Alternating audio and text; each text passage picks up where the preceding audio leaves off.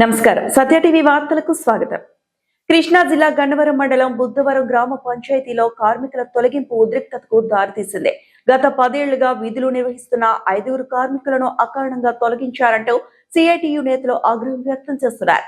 నిబంధనలకు విరుద్ధంగా అధికారుల వ్యక్తిగత ఇష్టారాజ్యంగా ఈ తొలగింపులు జరిగాయని ఆరోపిస్తున్నారు.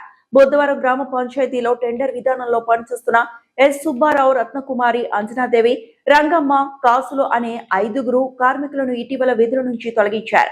ఈ నిర్ణయంపై సిఐటియు గన్నవరం మండల కన్వీనర్ బెజవాడ తాతబ్బాయి తీవ్రంగా స్పందించారు. స్వర్ణ పంచాయతీల పేరుతో పాత కార్మికులను తొలగించడం దుర్మార్గమని ఆయన మండిపడ్డారు. నిబంధనల ప్రకారం అదనపు సిబ్బంది ఉంటే చివరగా చేరిన వారిని తొలగించాలి. కానీ 10 ఏళ్లుగా పనిచేస్తున్న వారిని తీసేసి 5 నెలల క్రితం చేరిన వారిని కొనసాగించడం వెనుక ఆంతర్యమేమిటి?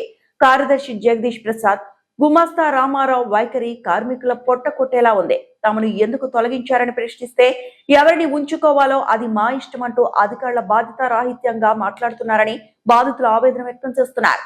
గ్రీన్ అంబాసిడర్లను కొనసాగిస్తూ తమపైనే వేటు వేయడం వెనుక రాజకీయ లేదా వ్యక్తిగత కారణాలు ఉన్నాయని వారు ఆరోపిస్తున్నారు.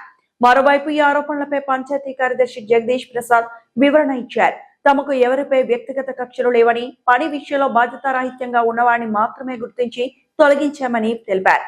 భవిష్యత్తులో అవసరమైతే వారికి ప్రాధాన్యత ఇస్తామని పేర్కొన్నారు. అయితే తక్షణమే తమను విధుల్లోకి తీసుకోకపోతే ప్రత్యక్ష ఆందోళన చేపడతామని, పరిస్థితి విషమిస్తే అధికారులతో బాధ్యతని సిఐటియు హెచ్చరించింది. ఈ కార్యక్రమంలో నాయకులు మర్యాదాసు, నాగేశ్వరరావు తదితరులు పాల్గొన్నారు.